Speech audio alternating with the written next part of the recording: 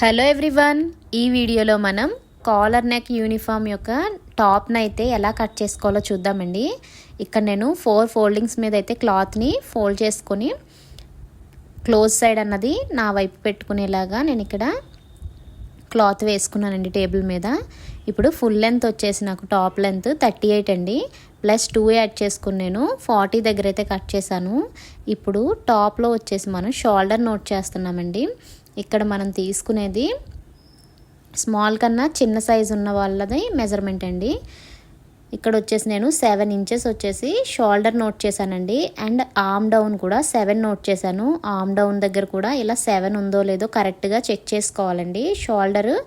దీన్ని shoulder box అంటాము. ఇలాగా పైన ఆర్మ్ డౌన్ కూడా సేమ్ 7 ఇంచెస్ తీసుకున్నానండి నేను.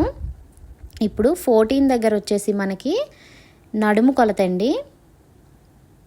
14 దగ్గర నడుము కొలత వస్తుంది. అండ్ మనకి ఇక్కడ 20 దగ్గర హిప్ మెజర్మెంట్ అయితే నేను మెజర్ చేసుకుంటానండి. ఇక్కడ చూసారా, కేవలం 3 కీ పాయింట్స్ ఉంటాయండి. ఒకటి చెస్ట్, 2 వేస్ట్ అండ్ హిప్ అండి. ఈ 3 కీ పాయింట్స్ దగ్గర మనం కరెక్ట్గా సెట్ చేసుకుంటే చూసారా, ఈ 3 వచ్చేసి కీ పాయింట్స్ అండి, బాగా గుర్తుపెట్టుకోండి. షోల్డర్ దగ్గర వచ్చేసి మనం ఆల్రెడీ 7 నోట్ చేసాం, ఎందుకంటే ఇది కాలర్ నెక్ కాబట్టి. ఇప్పుడు ఆర్మ్ డౌన్ ఎక్కడికైతే 7 తీసుకున్నామో అక్కడ మనం చెస్ట్ అయితే నోట్ చేయాలండి. చెస్ట్ అయితే ఇక్కడ నాకు 34 ఉందండి. 34ని మనం 1/4 తీసుకోవాలి కదా. 1/4 తీసుకుంటే మనకి ఎంత వచ్చింది? 8.5 వచ్చిందండి. 8.5 అయితే ఇక్కడ ఆర్మ్ మెజర్మెంట్ ఎక్కడైతే తీసుకున్నామో అక్కడ ఫస్ట్ కీ మెజర్మెంట్ దగ్గర అక్కడ 8.5 అయితే మనం మెజర్ చేసుకోవాలండి. డ్రా చేసుకున్నాను చూడండి 8.5 అక్కడ. ఇప్పుడు మనం ఎక్కడైతే 8.5 నోట్ చేసుకున్నాం కదా, అది రౌండ్ వచ్చేలాగా 1.5 గ్యాప్తో మనం రౌండ్ వచ్చేలా చంక రౌండ్ అయితే మనం డ్రా చేసుకోవాలండి. ఇప్పుడు నడుము కొలత అయితే తీసుకోవాలి. నడుము కొలత కూడా యాజ్ ఇట్ ఈజ్ ఎంత ఉందో మనకి అందులో 1/4 అయితే తీసుకోవాలండి. ఇక్కడ 30 ఉంది కదా, నేను 7.5 నోట్ చేస్తాను అక్కడ. ఇలా మీకు కొలత తెలియకపోయినా కూడా మీకు ఫుల్ లెంత్ ఎంత అయితే ఉందో దాన్ని ఆఫ్ చేసి మళ్ళీ హాఫ్ని హాఫ్ చేస్తే మీకు కరెక్ట్గా మెజర్మెంట్ అనేది తెలిసిపోతుందండి. ఇప్పుడు మనం నడుము కూడా మెజర్ చేసేసాం కదా. ఇప్పుడు 3rd కీ పాయింట్ దగ్గర ఇక్కడ మనం హిప్ని అయితే నోట్ చేయాలండి. హిప్ కూడా ఎంత ఉందో కరెక్ట్గా నోట్ చేయాలి. ఇక్కడ కూడా 1/4 మనం నోట్ చేయాలి, ఎందుకంటే క్లాత్ 4 ఫోల్డింగ్స్ మీద ఉంది కదా. ఇలా నోట్ చేసుకున్న తర్వాత ఈ 3 డాట్స్ని కూడా మనం క్రాస్గా అయితే నడుము షేప్ వచ్చేలాగా మనం ఇలా డ్రా చేసుకోవాలండి.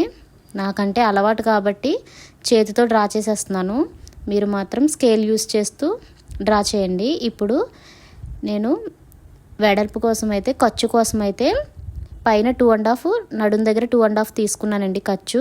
కానీ హిప్ దగ్గరకు వచ్చేటప్పటికి మాత్రం కేవలం 1 ఇంచే నోట్ చేసుకున్నానండి. చూడండి, హిప్ దగ్గర కేవలం 1 ఇంచ్ పైనుండి కిందకి చిన్నగా వస్తుంది చూసారా. ఆ 1 ఇంచ్ ఎందుకు నోట్ చేసుకున్నామో చెప్తాను. ఇప్పుడు మన కింద స్లిట్స్ వస్తాయి కదండి, ఆ స్లిట్స్ని మడత పెట్టుకుంటే అవి 1 ఇంచే లోపలికి వెళ్తాయండి. దానికోసం మనం అంతకన్నా ఎక్కువ పెడితే స్లిట్స్ కరెక్ట్గా రావు. ఇప్పుడు కింద సైడ్ వచ్చేసి మనం ఇందాక 2 ఎక్స్ట్రా పెట్టుకున్నాం కదండి. 38 అయితే 40 మెజర్ చేసుకున్నాం కదా ఫుల్ లెంత్ వచ్చేసి. ఆ 2 ఇంచెస్ కూడా మనం ఫోల్డింగ్లోకి వెళ్ళిపోతుందండి. ఇప్పుడు 10.5 ఇంచెస్ అయితే నేను మనకి కట్స్ రావాలి కాబట్టి +1 యాడ్ చేసుకొని 11.5 దగ్గర మెజర్ చేసుకున్నానండి. ఇప్పుడు పైన హిప్ పాయింట్ నుండి కింద మనకి మెజర్ చేసుకున్న 11.5 చూసారా, అక్కడికి మనం ఒక లైన్ అయితే డ్రా చేసుకోవాలి. ఇందాక హిప్ పాయింట్ దగ్గర 1 ఇంచ్ మనం ఎక్స్ట్రా పెట్టాం కదండి, అదే 1 ఇంచ్ కింద 11.5 పక్కన కూడా ఒక 1 ఇంచ్ పెట్టాలండి. ఇప్పుడు దానికి ఒక లైను, ఎక్స్ట్రా తీసుకున్న 1 ఇంచ్కి ఒక లైను, ఎగ్జాక్ట్గా మనం తీసుకున్న కొలతకు ఒక లైను, 2 లైన్లు అయితే కిందకి ఇలా డ్రా చేసుకోవాలండి.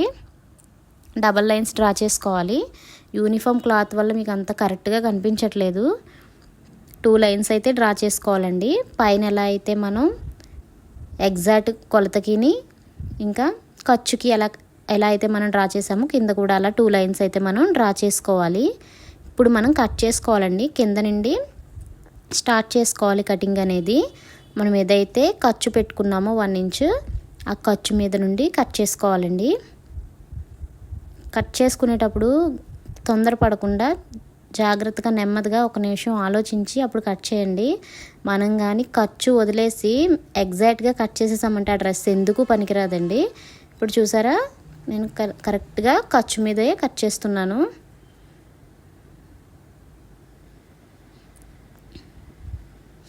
మనం ఏదైతే ఖర్చు గీసుకున్నామో కరెక్ట్గా దాని వెంబడే కట్ చేసుకోవాలండి.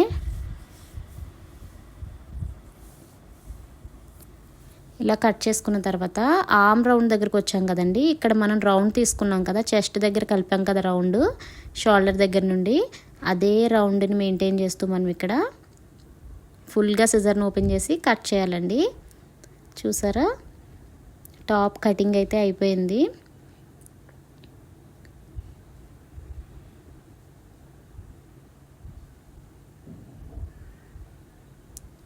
ఇప్పుడు దీనికి మనం హ్యాండ్స్ కూడా కట్ చేసుకోవాలి కదండి, అది కూడా నేను చూపిస్తాను.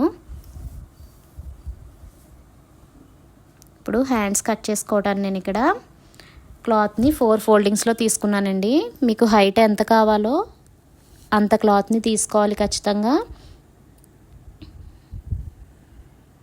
మీకు 9 కావాలంటే ఖచ్చితంగా 11 ఉండేలా తీసుకోండి.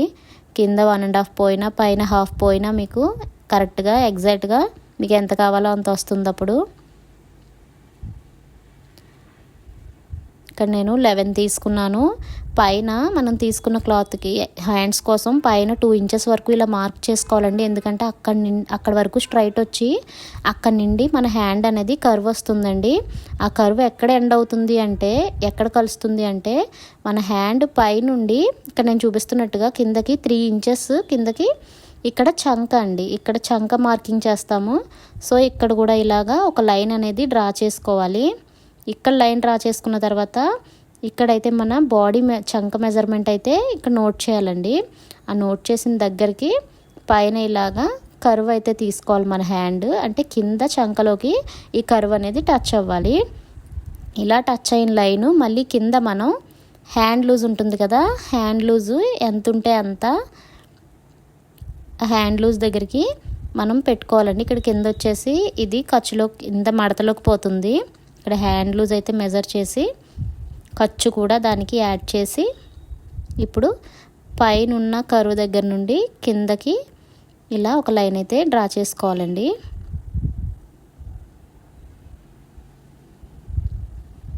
ఇలా డ్రా చేసుకున్న తర్వాత దీన్ని కట్ చేసేసుకోవాలి. హ్యాండ్ ఎప్పుడు కూడా కింద సైడు చిన్నగా వస్తుందండి, పైన సైడే క్లాత్ ఎక్కువగా వస్తుంది.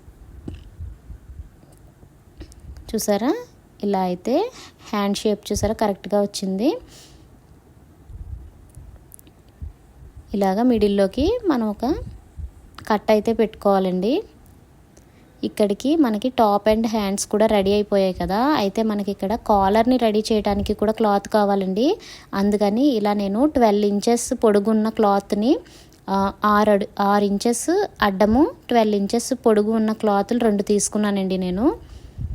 అండ్ గ్రీన్ క్లాత్ వచ్చేసి కాలర్ని యాడ్ చేసి తిప్పటం కోసం ఇలా ఒక పొడుగు క్లాత్ అయితే తీసుకున్నాను. అండ్ 13 ఇంచెస్ పొడుగున్న ఇంకొక గ్రీన్ క్లాత్ని అయితే నేను ఫ్రంట్ సైడ్ యాడ్ చేయడానికి తీసుకున్నాను. క్లాత్స్ ఎలా యూస్ చేస్తానో మీకు స్టిచ్చింగ్ చేసేటప్పుడు అర్థమవుతుందండి. స్టిచ్చింగ్ వీడియో కూడా అప్లోడ్ చేస్తాను, ఎవరికైనా ఇంట్రెస్ట్ ఉంటే అది కూడా చూడండి, అప్పుడు క్లియర్గా మీకు అర్థమవుతుంది. Thank you for watching.